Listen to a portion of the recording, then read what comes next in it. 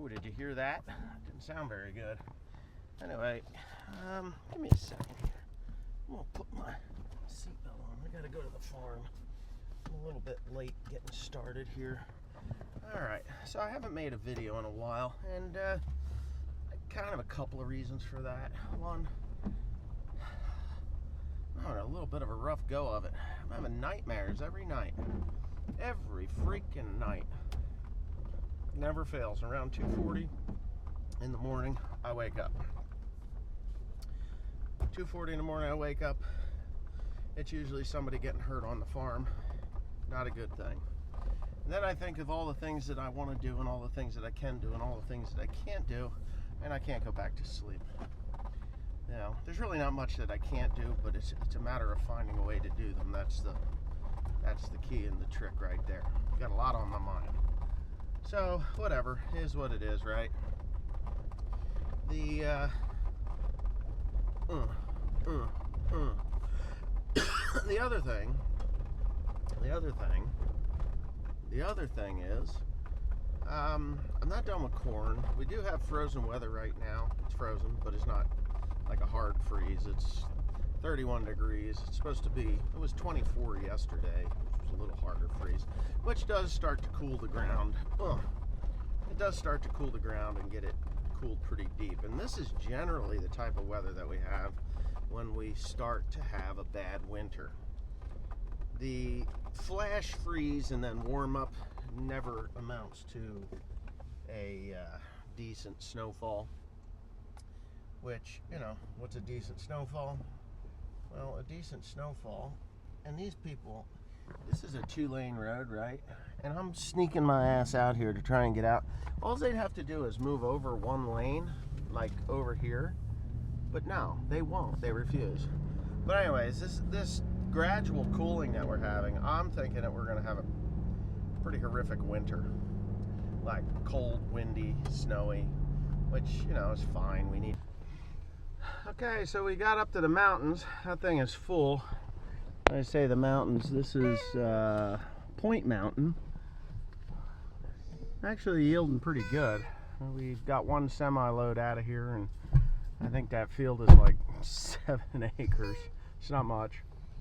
I'll let you know when I'm done. Right, dear? Yes, dear. Yeah. So we're like 35 miles away from the farm.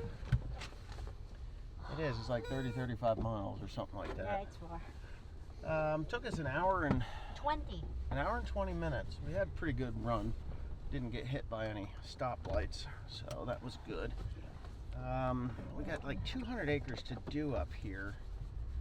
200, I think it's 225, I think is what our acreage is. But I don't know. We'll find out when we're done.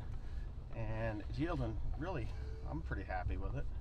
How about you? You're pretty happy about it? Yes. Looks pretty good. So that's that. I do have a couple of stinker fields. This field here, it looks like chemical washed out from up above. Not. It just looked like something was put on that upper field, and it came down across the corner and took out the center of this field. Oh, we had to take the farm all off of the auger. Kept chewing up points. Tim kept eating points, so he got some Chinese points, and they would last a day, 2 days. That was it. So we put the 4450 back on the auger. Excuse the spit, but it's kind of cold today. We had rain, 3 inches of rain the other day, so we emptied everything out, which was a good thing. We got a lot of slop and mess under there, but we're filling her back in, which isn't taking too long. I moved up north to get that corn off, and that corn looks like it's doing pretty good. As a matter of fact, it's doing better than I thought it was going to, which is a good thing. Mr. Tim and Grant were working on the truck. What'd you do yesterday? Brakes. I think they're funnest thing, aren't they? No. You don't like brakes? No, I mean, they're easy enough to deal with once you get used to them. But they came off easier than they did before. I do. Somebody's trying to call me. Let's see if I want to talk to that somebody. That's my wife. Hold on. Okay, so I decided, and it had nothing to do with me. I decided to do the Premium ceramic friction, no core, heat treated ends, E-coated, quality hardware included, lifetime rust jack warranty wheel kit. That's what we did. We bought those. These drums, the drums that we put on there are 20 pounds heavier than your standard drum. They are not your standard drum. The standard drums are out there. This one here, we had a wheel seal leak. You can't even see it, but it was this one. So it was leaking to the point, it was just weeping enough to get it wet. I knew the brakes on this thing were pretty asshole-ish. Front brakes were history. So we did all new fronts and rears. See? You haven't adjusted them. Yeah, well that's fine because we don't have the drive shaft. So yeah, that happened in about 100 mile. That broke when I was out at the what do you call it? Come on, think, stupid, think. The mill. And on the way home, I felt a vibration. I wasn't sure what it was, but Tim here found out. And me and him had some words yesterday, but we got that straightened out. It wouldn't have made a damn bit of difference because the yoke was bad. So I've had the yoke, they're going to replace the yoke on the intermediate shaft. So it is out. The truck can move. You just lock the power divider so that it will just drive from the front axle instead of the rear axle, and it will, you'll be able to move it because that locks them up. We don't need to lock it. We don't need to move it. I could actually drive this truck with just one drive axle. It's hard on them. You don't really want to do that. But anyway, this truck came in for that service. Got all new brakes all the way around. He's going to get the last jack stand out of there. Oh, I can't believe he did that. He's got the last jack stand he's going to take out of there so that we can move it if we have to. The air, I can turn the air on, yeah. But it's kind of noisy around here. We've been super busy, so it's not like, I just haven't had time to make videos. Last video I made ruffled the feathers of a fool, and when you ruffle the feathers of a fool, they get belligerent and stupid on you, which was kind of funny, because if they'd actually watched what I said, they would have been like, oh, that's actually a compliment. But when you're a fool, that's what happens, and they don't understand what is said. But whatever. I no care at all. What do you got? On the other side, put your hand underneath the tire. What's under the tire? That's done. Oh yeah, I'm gonna stick my hands under there. That'll be nice. I think he's right. That thing slips off. I'm kind of sore for a while. Yeah. Okay, that'll do. Yeah, the tools are laying there. I don't think I'm gonna move this. He said that he had to overnight those parts. They'll be in here tomorrow. I have a specific yoke that this truck takes that he didn't have in stock, so he's ordered it. But yeah, Vanderlily Truck Sales in Ottsville. That's where you want to go when you have a Peterbilt and problems with your Pete. So yeah, I should have had these guys flip these around because I got a little extra wear on this I'm not thrilled with. But anyway, that's that. More money. More money. Well, good morning. We're broke down. We are broke down with this. Not happy, but whatever. We'll get through it. It's just a starter. I've got a starter issue. What are you gonna do, right? You live, you learn, you deal.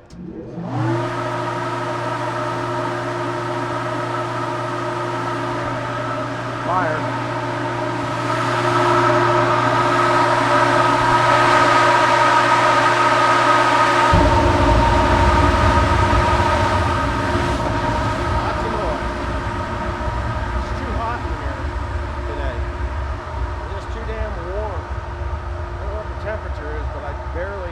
Sweatshirt. I do need to take a look here. We got 30%. I may be able to get through what I need to get through.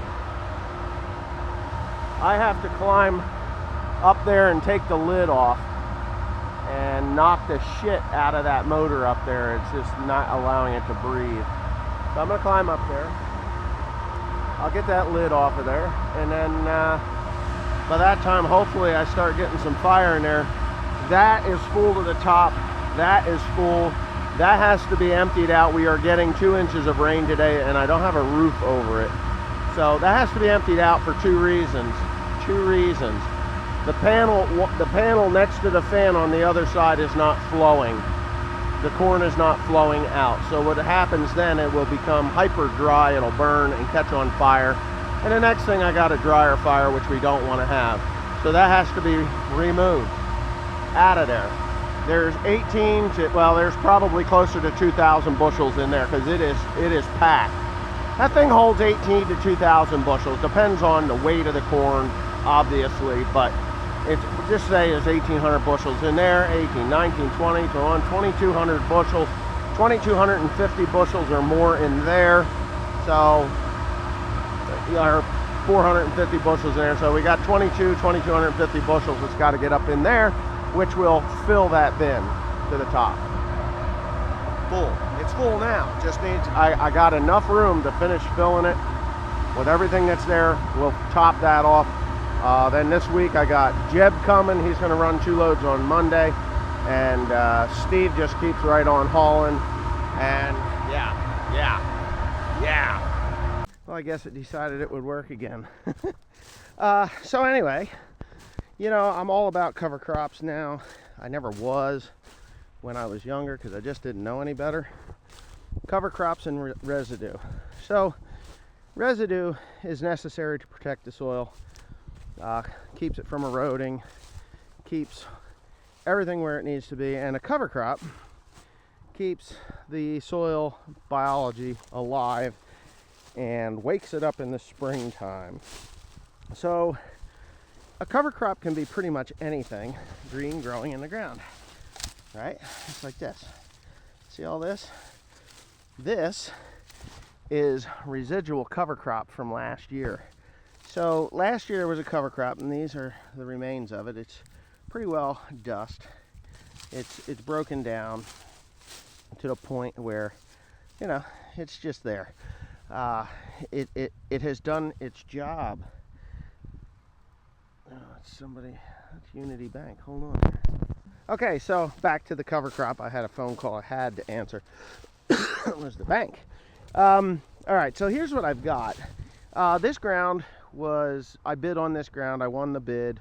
The guy that had the ground before, he had the foresight enough to put a cover crop on through using the U.S. Department of Agriculture. They flew it on, and those airplanes, they swoop in, they kind of dump the seed on, you know, here, there, Bob's your uncle, it's done.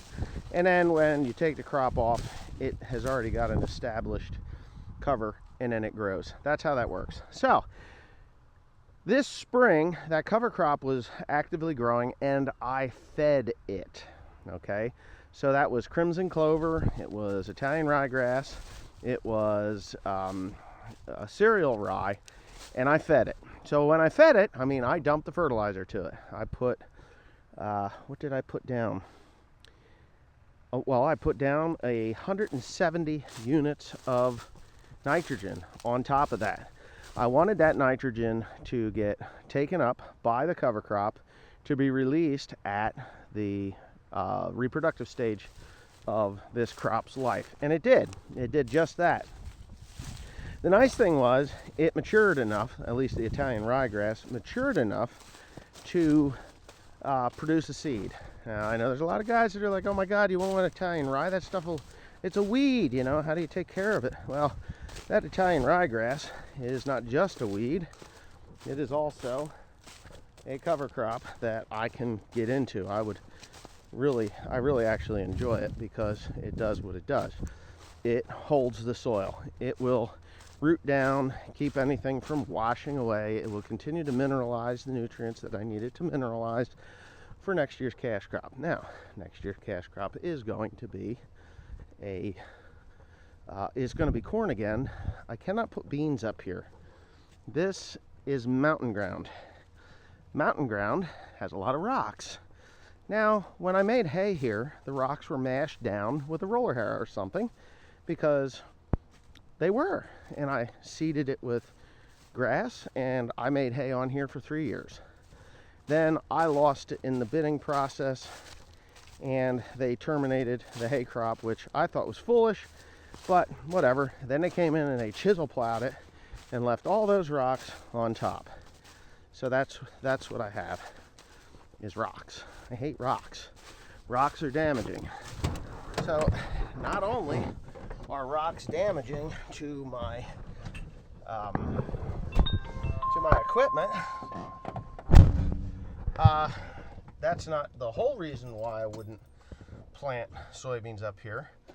The other reason is it's mountain ground, and there are deer that inhabit the mountain ground quite happily, for that matter. They just, where did that little bastard turn? Oh, there it went. Okay, cool. They inhabit around the mountains, and they love soybeans. There's no doubt in my mind that if I put soybeans in here, that those little bastards would come out and eat them. Because last year, the former farmer on here, he had beans and he never harvested them. They were gone. They were eaten up, eaten alive, just plain and simply devastated these soybeans that were up here. So, you know, to me, I don't much. Oh shit, why am I sliding? Why am I sliding? If I get stuck in here, I'm gonna be in some serious trouble. This is the last time I gotta come up here too. Alright, I made it out. Woohoo! Yeah, this truck, I should have threw it in. It's starting, the moisture's coming up from below, by the way. So anyway, this, yeah, I'm gonna be done today here, and then I gotta move up to another farm. What was I gonna say? Yeah, the soybeans that were in here, they just never got harvested. They were just decimated by the deer, and that's why, another reason why I will not plant soybeans on this farm. It's just not gonna happen. It just can't happen. It's just not. It wouldn't be smart.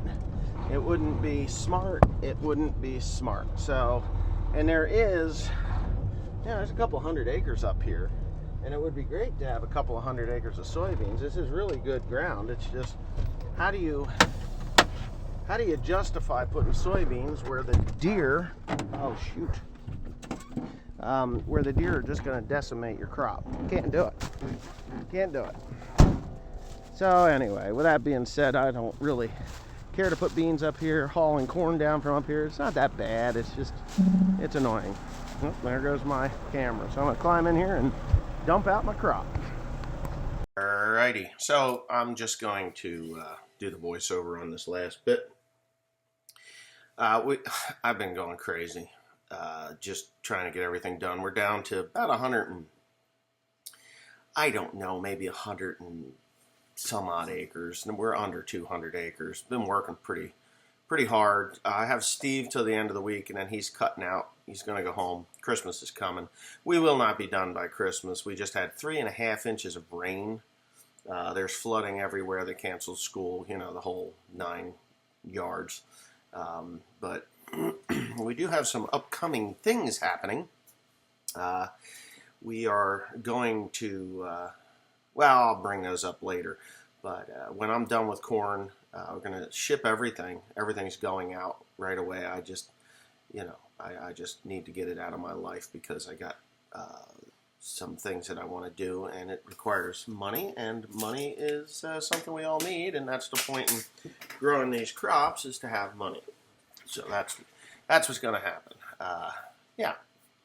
So there. Now you know. I need money. Everybody needs money. You work hard. You have a good crop. You make money. Pay your bills. And start all over again next year. Anyway, the corn that you're watching right now is replanted corn. So this spring I had several things happen. Not bad, not good, just things. On this farm here, I had a problem with the corn planter. I broke a row unit, and it was planted through a heavy cover crop. It did well. I mean, I'm not going to complain. It did well.